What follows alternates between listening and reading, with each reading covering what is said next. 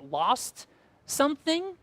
And as she had these issues come up, as she faced not being able to make these shots or throwing the ball away, or her teammates not being able to get the ball, her frustration grew, which made her push it even more, which grew her frustration and made her mess up more and more and more and more. And you can see how that could slowly spiral out of control. I wonder how many of us feel like this from time to time. Like we find ourselves in these circumstances in life where things are just completely spiraling out of control, as if there's nothing that we can do to impact our lives or our world that we live in. And it's almost as if the good life, if we ever had a feeling of the good life, that the good life has somehow passed us by and can never be found once again. This is exactly what we're going to be talking about today as we wrap up this series that we have been going through throughout the month of July, looking at the book of Philippians and asking, what does the good life look like? The book of Philippians was written by a guy named Paul. He was one of Jesus' earliest followers, and he wrote this letter to the Philippians. So it was a letter to this church that he helped found in the city of Philippi. And what he was doing was writing this letter as a note of encouragement to tell them to keep on keeping on, do the good things. And this is what the good life might look like as you try to continue to do those good things. And so he opens up the book just gushing praise for them, saying all of these amazing things that that they have done for him. And he gives them this encouragement that keep on growing in love and knowledge and depth of insight. Do not be happy with where you're at. A good life isn't something that you just arrive at, but it's something that you continue to lean into as you grow in love and knowledge and depth of insight.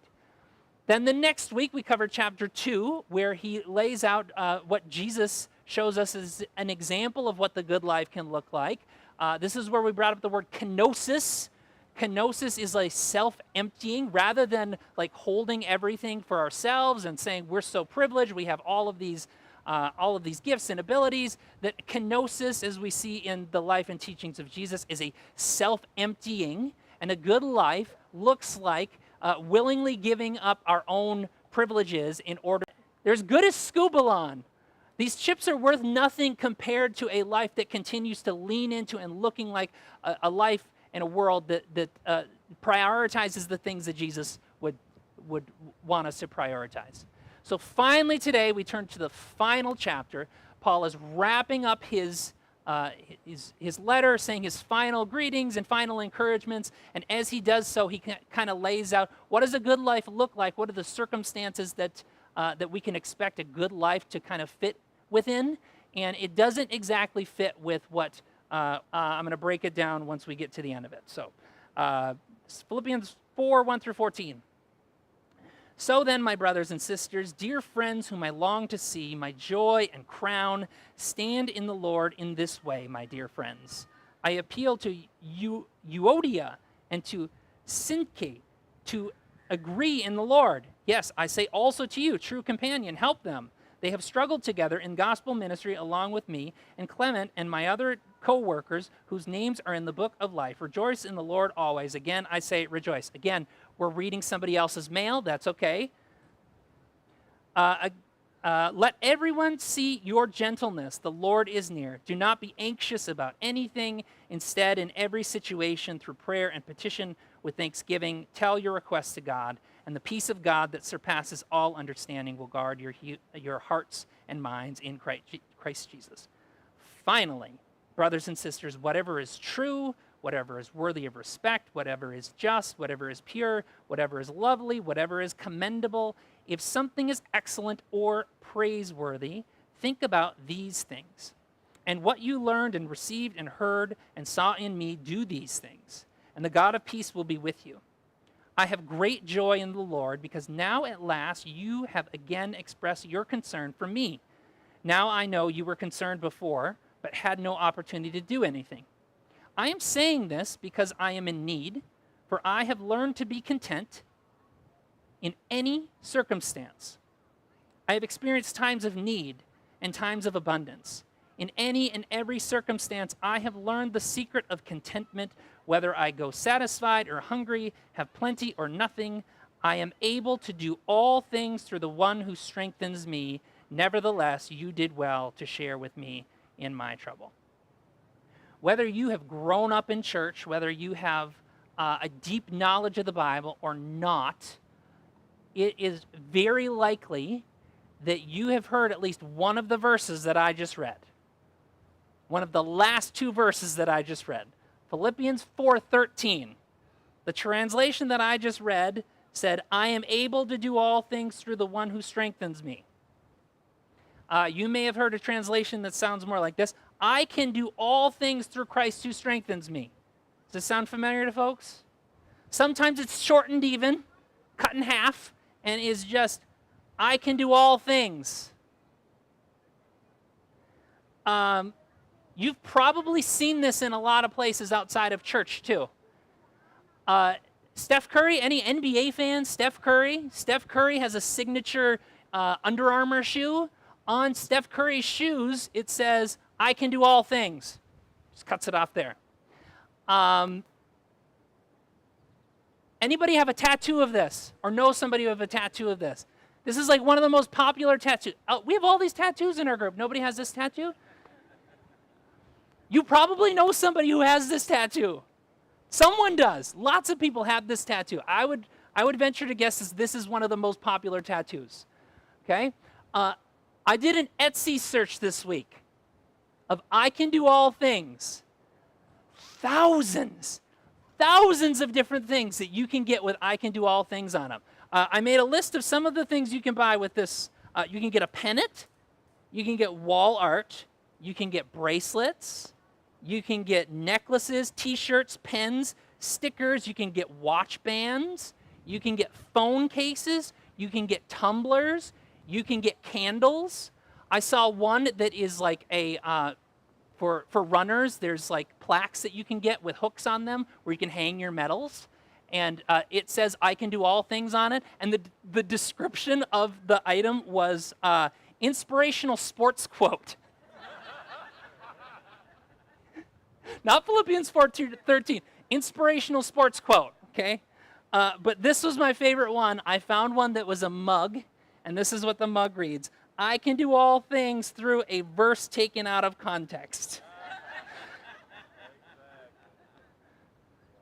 So you can see where I'm heading, right? The message conveyed by these items, to the point where it can be an inspirational sports quote, is that we can do anything. All things are possible, and we might even tag on, if we're being a little bit truer to the context, all things are possible because of Christ. Jesus is all-powerful, and that means that I can be all-powerful, and I can do all of these things. All of these things are possible because I've got Jesus on my side.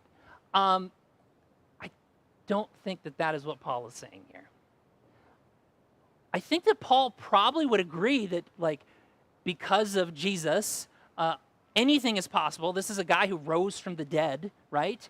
Anything is truly possible, but that's not the message that he's trying to convey here. Because this is happening in context, right?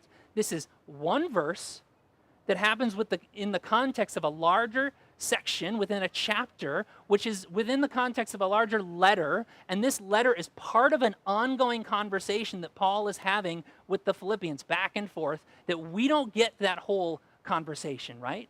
This is like a years-long conversation. Some of it has been written down. Some of it is happening in person. But this is not just one verse that can be taken out of context, because the context matters. And so let's read it back in the context. This is a little bit shorter, but this includes that verse and then some of the verses surrounding it. And listen to this emphasis. I have great joy in the Lord because now at last you have again expressed your concern for me. Now I know you were concerned before, but had no opportunity to do anything. I'm not saying this because I am in need, for I have learned to be content in any circumstance. I have experienced times of need and times of abundance. In any and every circumstance, I have learned the secret of contentment. Whether I go satisfied or hungry, have plenty or nothing, I am able to do all things through the one who strengthens me. If I could add one word in here to kind of like drive it home a little bit, it would be these things. All of these things I can do I can find contentment in because of the one who strengthens me. It's not that you can do all things, but I can find contentment in all things because of the one who strengthens me. And then this is a paraphrase, which comes from the Message version, which I thought really drove it home nicely. Whatever I have, wherever I am, I can make it through anything in the one who makes me who I am. Paul is not saying that God is just going to supernaturally give us strength to do absolutely anything, right? What Paul is seeming to say is that we can somehow find this supernatural ability and resilience to make it through, even and especially when things are not going well. And Paul's a perfect example of this. If you know Paul's story at all, Paul was someone who traveled throughout the Roman Empire. He's arriving at places and trying to raise up new church communities. And what happens in many of those towns is he gets driven out of them. He travels by boat to many of these cities. He's shipwrecked more than once. When he successfully makes it to a place, he has been imprisoned multiple times. He's actually writing this letter to the Philippians from prison, from at least house arrest, but probably prison. And he's hoping that things will get better. His hope is that eventually he will be able to see them. That's what he's saying throughout this letter. You're so great. I would love to be with you again. That is my hope. Beyond that, he has this hope that not only will he be able to see them again, but he hopes to go on another missionary journey where he's able to go all the way to Spain. And yet what we know from his biography is that that doesn't happen. And in fact, many scholars think that he probably never gets out of the prison that he's in now. He is eventually executed in Rome, probably never able to ever visit those Philippians, in addition to doing all of those other things that he had dreamt of doing. What Paul is not is because God gives him strength. Instead, what he is saying is that he and we can find contentment, can find strength no matter what situation that we are in, even and especially when it's not a good one. And that somehow we're going to be better for having gone through it. Fast forward several months from the beginning of the WNBA season. We're now at the break because it's the Olympics. And we're about halfway through the WNBA season, and the Indiana Fever have one of the highest ranking offenses in the entire league. And Caitlin Clark is breaking all sorts of records again.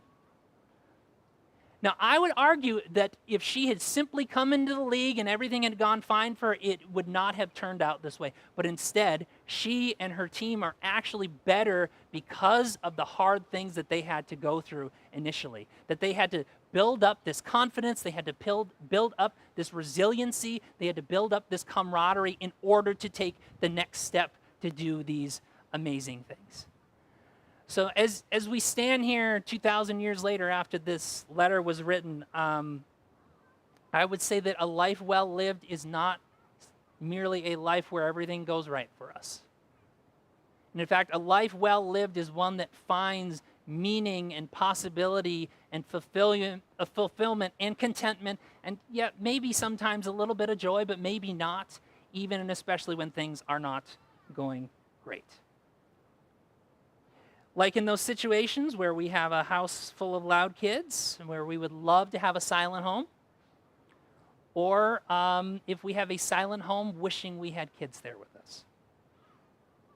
Like in being the best shape of our life, or dealing with a overwhelming medical issue that prevents us from living our most healthy life. Like getting your dream job or losing your dream job. Like having a loving and supporting family or having a family that you are not on speaking terms with. Like living in comfort or living in constant fear of the next knock on your door. Like living in a nation of progress and possibility and freedom or living in a nation of fear and retribution.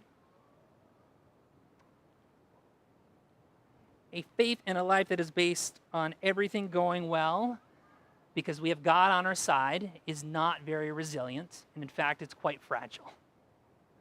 But a life that says, a life that is well lived says that no matter where we find ourselves, no matter what situation in which we find ourselves, we can build up strength and we can build up resilience to remain faithful no matter where we find ourselves. So whatever situation you find yourself in, I pray that you might find contentment. And what is best of all is that we can help to provide that to others.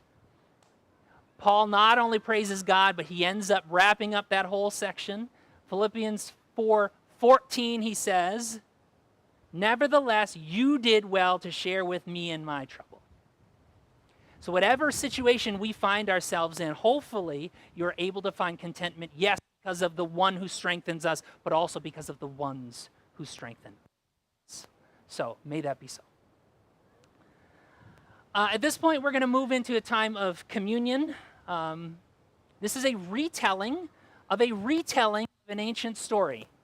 On the night that Jesus was betrayed, he gathered with his closest followers around a table where they were retelling the story of the Passover, this miraculous event in which God acted on behalf of the people of Israel, doing something definitively in their lives in order to give them freedom on the other side. And so Jesus is retelling this story, sharing this meal with his closest followers, and reinterpreting several of the elements to say, we're in a kind of second Exodus moment here. And things were not actually going great for him and for his followers. In the next 24 hours, he is going to be arrested and he's going to be killed. The people who are around the table with him, one of them is going to be the one that turns him in. The others are going to completely abandon him in the day that follows. In the days that follow, they're going to completely lose their faith in this person and all that he has done for them. And even so, even as he knows what's coming, and some of them kind of get an inkling of what's coming, they gather together around this table, knowing that things aren't going perfectly, and saying maybe we can find some meaning and contentment and possibility within this meal. And so while they were having this meal together, Jesus took a loaf of bread and he broke it. Giving thanks, he said, imagine this is my body, which is broken for you. It's going to be broken in the next 24 hours. Do this as often as you eat it in remembrance of me, that even and especially when things aren't going great, that somehow God is with you in this bread.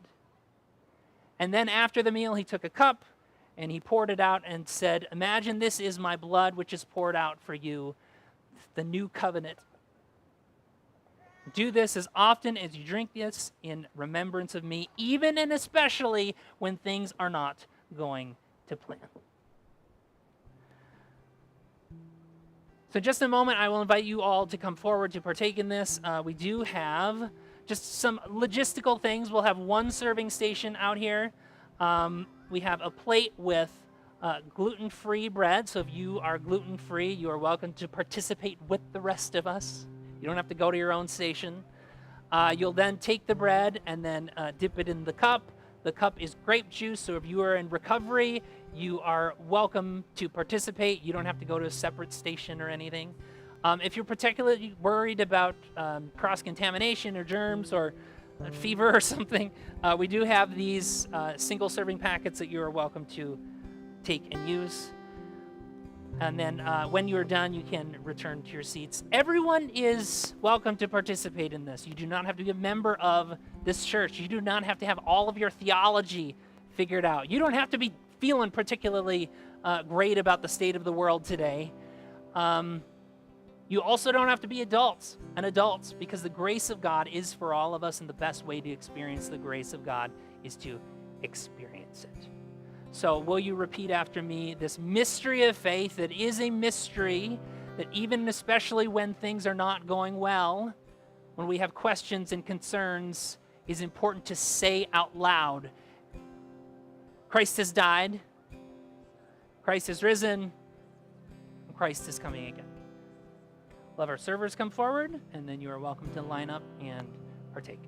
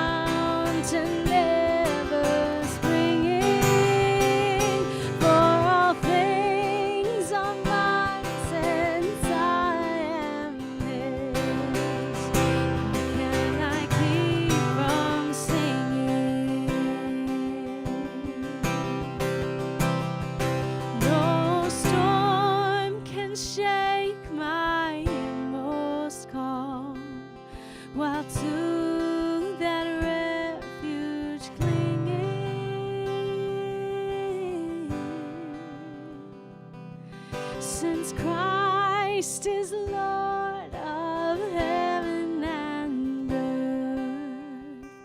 How can I keep from singing?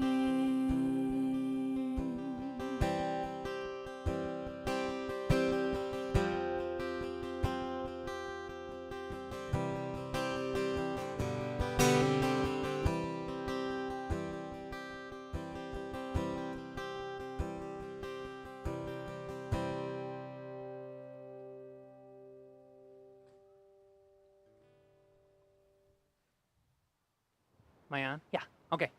The little green light is really hard to see in the sunlight. Few things before we dismiss. If you have your physical handouts, you can turn to the back. Otherwise, if you have the song lyrics up, you can go to that. Scroll all the way to the bottom for our announcements for today. It's 3+1 today, okay? So the first one is our partner picnic happening immediately after this. So we are going to do a little bit of cleanup up here. And if you are planning to stay after and you have a picnic lunch for yourself, you can get that out. We're going to get some water play stuff ready for the kids. And then maybe in like 20 minutes or so, we'll reconvene for the actual meeting part, where we're going to talk about the exciting things that have happened in the first 7 months of the year and the exciting things that are ahead of us for the next 5 months and beyond. If you're not a partner, that is okay. You're welcome to stay and just kind of hear what we're talking about and where we're going as a church. Just know that it might sound at times like a little bit insidery because it's a little bit insidery. But again, that's happening immediately after this. The second thing is Vacation Bible School. That is happening next week at our Woodbury location. If you have not signed up yet, you still can. It might be the case that your kid is not able to get a t-shirt. If you're fine with that, totally fine. But you should be able to still sign up. If you want to know more about that or to sign up, you can scan that QR code or click on the image on the webpage. The third thing is about getting involved. Getting involved is a great way to contribute to the life of the church using your gifts and passions. The stuff that we're going to be talking about at the partner meeting, we're going to be leaning heavily into that getting involved piece. So if you do not yet have a volunteer role here at the church, but feel like you have something to contribute, let's talk so we can get you plugged in. The last thing, which I believe is on that webpage at the bottom, is there one at the bottom? Is there one more thing? Campfire stories.